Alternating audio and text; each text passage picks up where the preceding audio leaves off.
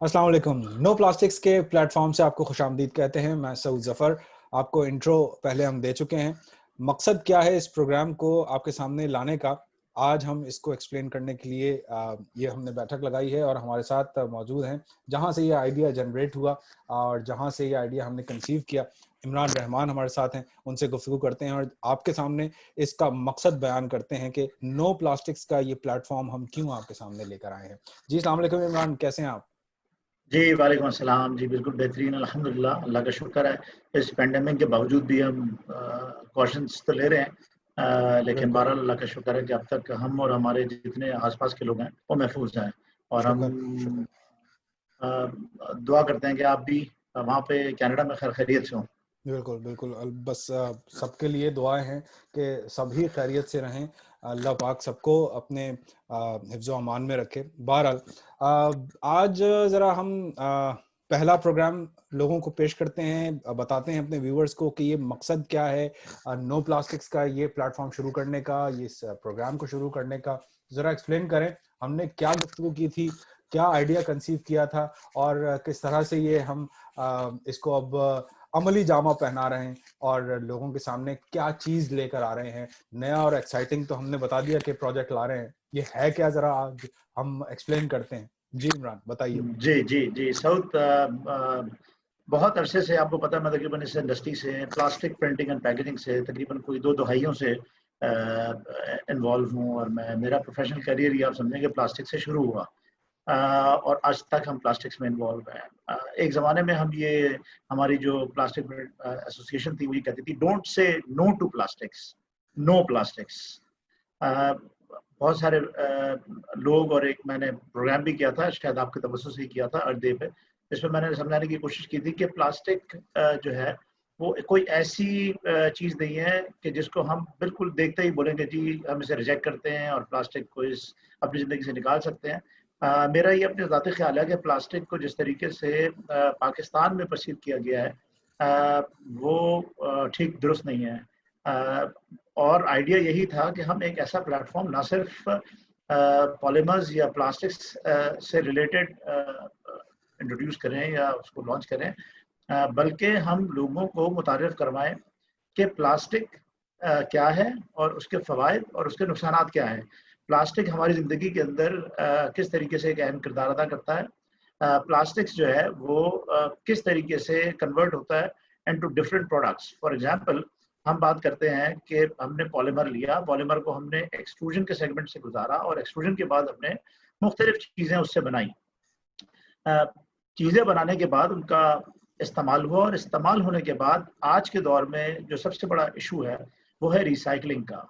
एक ज़माना था जब हम बात कर रहे थे कि जी बायोडिग्रेडेबल प्लास्टिक्स बहुत ज़रूरी हैं और बायोडिग्रेडेबल प्लास्टिक्स को इम्पोर्टेंस दी जा रही थी, लेकिन अब जो है वो बात की जा रही है सस्टेनेबल इकोनॉमी की, सस्टेनेबल प्लास्टिक्स की, हम्म। सर्कुलर इकोनॉमी की और प्लास्टिक को किस तरीके से दोबारा से इस्तेमाल में लाया जा सकता है। अच्छा, मुझे पाकिस्तान मुझे आपको पता याद है। है, सॉरी मैं आपकी बात कट कर रहा हूँ, लेकिन मुझे याद है कि बायोडिग्रेडेबल का एक बड़ा ज़माना आया था और बड़ा इस बारे में दुनिया भर में इश्तिहारात भी चलते थे कि जी ये प्लास्टिक सब बायोडिग्रेडेबल बनाने शुरू कर दिए हैं हमने और अब इसको आप ज़मीन में फेंक दें तो ये इतने साल में ज़मीन में मिल जाएगी, घुल-मिल जाएगी और ख़त्म हो जाएगी और माहौल में ये शामिल हो जाएगी।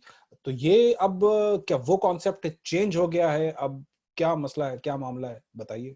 देखिए प्लास्टिक्स जो है वो पहला प्लास्टिक जो है वो 1930 में मारद वजूद में आया था। और 2006 में मैंने डिग्रेडेबल प्लास्टिक्स के ऊपर काफ़ी रिसर्च की और फिर उसके ऊपर हमने कुछ तहकीक की और अब सिचुएशन ये है कि डिग्रेडेबल प्लास्टिक जो है वो अब तक ये प्रूफ नहीं हो सका है कि क्या वो 100% डिग्रेडेबल है या नहीं है।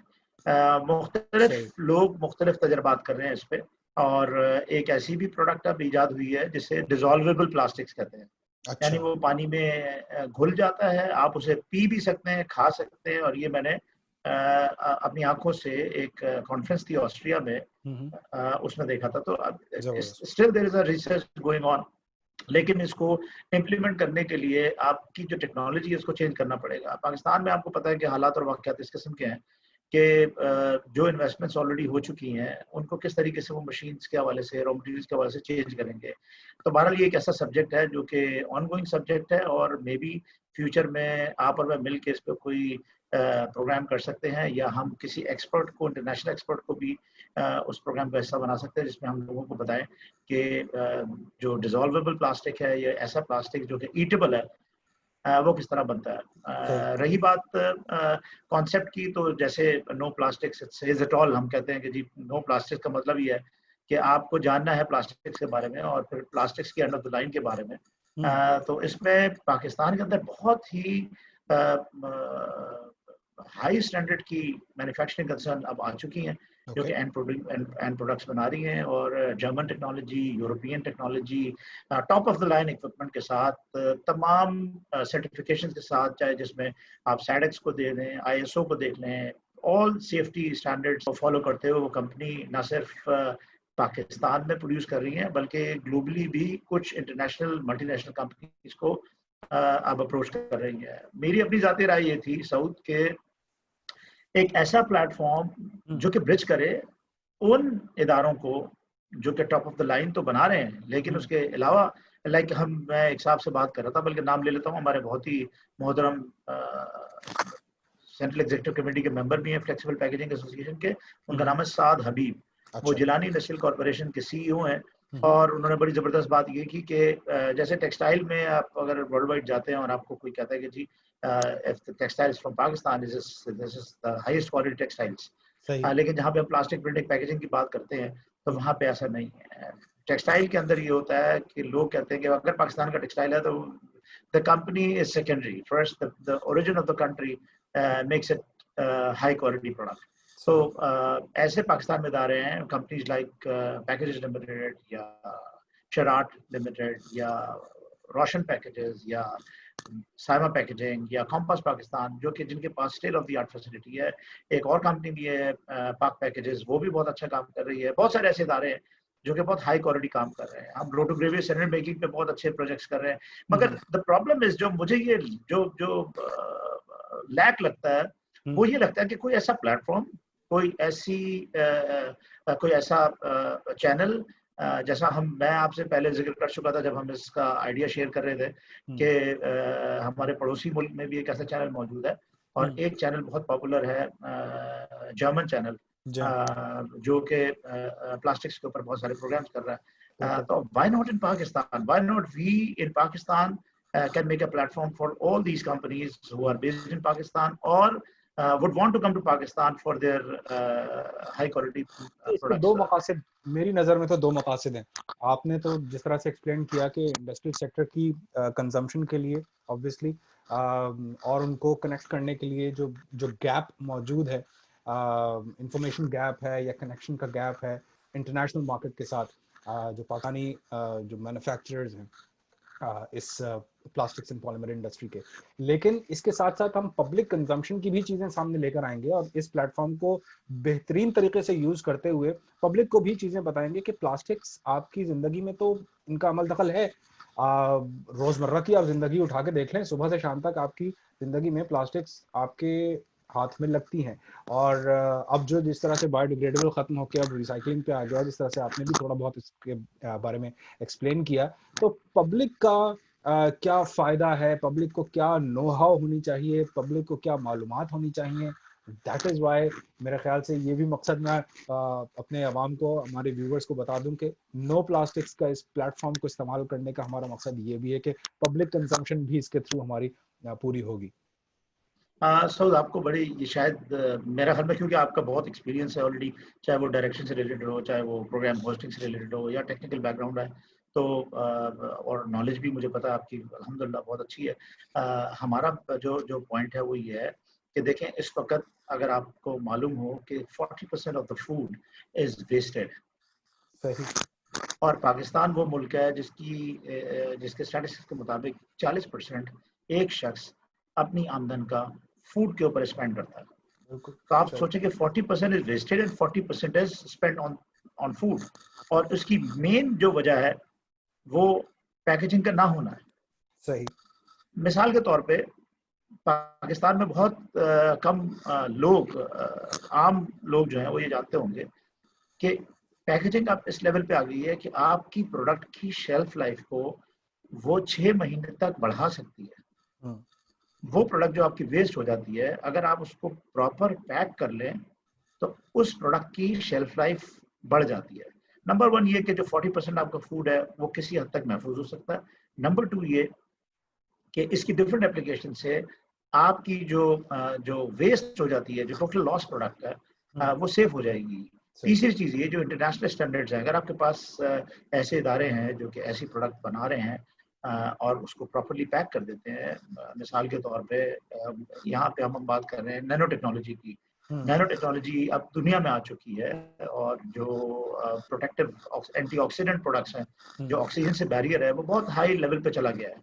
आपका जो ब्लो मोल्डिंग की जो बॉटल होती है दूध की, हम्म। वो अब 9 लेयर और 11 लेयर पे चली गई है। तो आप सोचें कि पेट दूध पेट बॉटल्स होती हैं और जो नहीं, दीगर। इसमें पेट भी है, इसमें हाई डेंसिटी, हम इस पे भी मेरे ख्याल में लोगों को मुतारिफ करवाएंगे कि जी किस हाँ। किस किस्म के प्लास्टिक्स हैं, उनकी कौन कौन सी एप्लीकेशंस हैं और हम्म। वो कहाँ कहाँ इस्तेमाल होते हैं। और अ, पब्लिक किस तरह से अपनी जो उनके पास प्लास्टिक की प्रोडक्ट्स होती हैं, वो किस तरह से वो जज कर सकते हैं, किस तरह से देख सकते हैं कि ये किस बिल्कुल डेंसिटी की और किस क्वालिटी की प्रोडक्ट उनके हाथ में बिल्कुल। मौजूद है, फूड ग्रेड है देखिए कि नहीं है। ये एक बहुत वास्ट फील्ड है। बिल्कुल, बिल्कुल। और आज मुझे 20-22 साल या 23 साल के बाद भी मैं समझता हूँ कि मैं तिफले मकतब हूँ और अब तक मुझे प्लास्टिक की प्रॉपर नो हाउ नहीं है। तो मेरा ये ख्याल है सऊद के हम अगर ऐसा प्लेटफॉर्म लेकर आए जिसपे हम जो पैकेजिंग के जो टेक स्पेशलिस्ट हैं उनसे भी बात करें, हम्म, इंडस्ट्री के जो लोग हैं उनसे भी बात करें, हम्म, वो स्पेशल लोग जो कि पीएचडी जिन्होंने किया हुआ है, मैं कुछ ऐसे लोगों को जानता हूँ जिन्होंने पाकिस्तान में बहुत डिफरेंट प्रोडक्ट्स इंट्रोड्यूस कराई हैं, हम्म। उनको हम इस प्लेटफॉर्म पे लेकर आए और लोगों को बताएंगे पाकिस्तान में level of literacy in packaging काफ़ी ग्रो कर चुका है। सही। इसी तरीके से हमारे जो यंग जनरेशन है, देखें जर्मनी में या यूरोप के अंदर वहाँ पे तो बच्चों को सिखाया जाता है, लेकिन हम्म, अगर आज आप जाके किसी स्कूल में रिसाइकलिंग के मुतालिक बात करें तो हम्म, शायद कुछ ऐसे प्राइवेट स्कूल्स होंगे जो कि टॉप रेटेड हैं या मोस्ट एक्सपेंसिव प्राइवेट स्कूल्स होंगे जहाँ पे शायद कुछ नुआ हो, लेकिन रेस्ट ऑफ द पाकिस्तान में मेरा नहीं ख्याल कि बच्चों को रिसाइकलिंग के बारे में मालूमात हासिल हैं। वहाँ पे तो आपको पता है कि बिन्स पड़े सही। हुए होते हैं। आप कनाडा में आपको पता है आपके घर के बाहर भी जी हाँ, 3-4 बिन पड़े हुए होंगे जिसमें सॉर्टिंग हो रही है और किस तरह बिल्कुल। सॉर्टिंग हो रही है। हर तो घर जब से तक ये हम अमल हर घर से ये अमल शुरू हो रहा है ना, चैरिटी बिगिंस एट होम। तो ये हम जी तो हाँ, अपने घर से ही हमें ये यहाँ पे मैंडेटरी बना दिया जाता है कि भाई आपने खुद ही से recyclable products, now you have to know yourself कि भाई कौन सी चीज जो मेरे हाथ में है इस वक्त वो रिसाइक्लेबल प्रोडक्ट है और कौन सी चीज नहीं है। पाकिस्तान की ग्रोथ अभी बहुत बड़ा गैप है। पाकिस्तान में कोई ऐसा इदारा नहीं है जो कि हाई डेंसिटी पॉलीएथिलीन या लो डेंसिटी पॉलीएथिलीन या पॉलीप्रोपिलीन बना रहा हो, because this is a big project. सही। But anyhow, there are some groups which have now started to realize the importance and maybe in times to come, अल्लाह करे कि pandemic जो है हमारा, ये कोविड हमारे से जान छूटे हमारी से, और इंशाल्लाह। उसके बाद मार्केट खुले। तो इंशाल्लाह। मेरा अपना ये आइडिया है कि फिर उसके बाद पाकिस्तान में एक एक नई मार्केट खुलेगी। हमारा ये काम है, मेरा ये ख्याल है कि हम इंडस्ट्री की इनसाइड और इंडस्ट्री की हम्म, आउटसाइड इम्पोर्ट और एक्सपोर्ट की पॉसिबिलिटीज हम्म, और एप्लीकेशंस को हाईलाइट करें। उन तमाम कंपनीज, उन तमाम अफराद, उन तमाम इंटरनेशनल इदारे जो कि पाकिस्तान के लिए कुछ करना चाहते हैं या पाकिस्तान से ऑनेस्ट हैं, हम्म, उनको हम हाईलाइट करें। आई रिप्रेजेंट सर्टेन कंपनीज, बिल्कुल, लेकिन जैसे मैंने आपको पहले भी कहा था कि मैं जो है ना वो बाइस नहीं होना चाहता। बिल्कुल मैं सही। अनबाइस्ड रहकर पाकिस्तान के लिए कुछ करना चाहता हूँ। Obviously, obviously. और मुझे यकीन है कि इंशाल्लाह ताला आपकी एक्सपर्टीज और आपकी सपोर्ट से ये चैनल भी पॉपुलर होगा इंशाल्लाह, और वो इंशाल्लाह। लोग जिनको हम सेलेक्ट करेंगे इंशाल्लाह ताला, या हम उनसे रिक्वेस्ट करेंगे जो top of the line companies hmm, हैं, स्टार्टिंग फ्रॉम देयर, इंटरनेशनली हों या लोकली हों, उनको हम ब्रिज करेंगे। सही। तो मेरी खिदमत तो है ही, और मैं उम्मीद करता हूँ कि आपकी भी कोशिशें इंशाल्लाह रंग लाएंगी। आज अगर हम इंडस्ट्री को देखते हैं तो मुझे बड़ी खुशी होती है कि यंग लीडर्स उभर कर आ रहे हैं, सेकंड और थर्ड जनरेशन आ रही है। और ख़ास तौर पे पैकेजिंग इंडस्ट्री में तो मैं बहुत सारे यंगस्टर्स को जानता हूँ जिन्होंने बहुत यंग एज में कंपनीज़ की बागडोर सँभाली है और नई चीज़ों को वो एड्रेस कर रहे हैं। तो मेरा ये ख़्याल है कि पाकिस्तान को पैकेजिंग के हवाले से तरक्की से सिर्फ़ जो है अगर अल्लाह ताला चाहे तो रोक सकता है, अदरवाइज़ पाकिस्तान को बहुत मुश्किल है कि पैकेजिंग के हवाले से रोकना। और इंशाल्लाह हमारी तो ख्वाहिश है, हम इस इंडस्ट्री से रिज़्क भी कमाते हैं और ये इंडस्ट्री हमारे लिए बहुत ही इम्पोर्टेंट इंडस्ट्री है। तो आपकी मदद से और सामईन की मदद से और वो तमाम लोग जो कि इस कार्य खैर कहूँगा मैं इसे, इस कार्य खैर में अपना हिस्सा अगर वो डालेंगे तो मुझे अल्लाह ताला से पूरी उम्मीद है कि हम इस प्लेटफॉर्म को एक लार्जर स्केल दे देंगे। मैं एक आखिर में ये ज़रूर बात कहूँगा कि बहुत सारे ऐसे इदारे हैं जो कि पाकिस्तान में इन्वेस्टमेंट करना चाहते हैं या पाकिस्तानी हैं जो इन्वेस्टमेंट करना चाहते हैं, लेकिन उनको बहुत सारी टेक्निकल चीज़ें नहीं मालूम। मिसाल के तौर पे जर्मनी जो है वो मेरा ख्याल में हम इसमें भी एक प्रोग्राम ज़रूर करें। ये सिर्फ कंक्लूजन की एक टैगलाइन के साथ मैं कहूँगा कि जर्मनी जो है वो पाकिस्तान में आपके इदारों को उधार पे मशीनें दे सकता है। ओके। हाई लेवल की top of the line machines Pakistani कंपनियों को उधार पे मिल सकती हैं, लॉन्ग टर्म क्रेडिट पे मिल सकता है, सप्लायर क्रेडिट मिल सकता है, लेकिन तरीका दुरुस्त होना चाहिए और तरीका मालूम होना चाहिए। पाकिस्तान में ऐसे इदारे हैं जो ये कर चुके हैं। तो ये एक ऐसा चैप्टर है जिसमें अब इन्वेस्टमेंट भी मेरा ख्याल में सेकेंडरी हो जाएगी। हमें जॉइंट वेंचर्स पे भी जाना पड़ेगा, हमें मर्जर्स पे भी जाना पड़ेगा। हम तमाम लोग जो इस इंडस्ट्री से रिलेटेड है उनको हमें अपलिफ्ट करना पड़ेगा। कम से कम अपने तई तो हम अपनी कोशिश कर सकते हैं कि उनको पुश करें और इंशाअल्लाह ताला अल्लाह ताला भी हमारा हामी नासिर हो, हालात को बेहतर करे। और अब तो इस लेवल पे हम आ गए हैं कि अब इससे we have nothing to lose actually, because there is nothing to lose, so we need to gain everything इंशाल्लाह and we will work out for it इंशाल्लाह। बहुत शुक्रिया। Thank you very much Saud.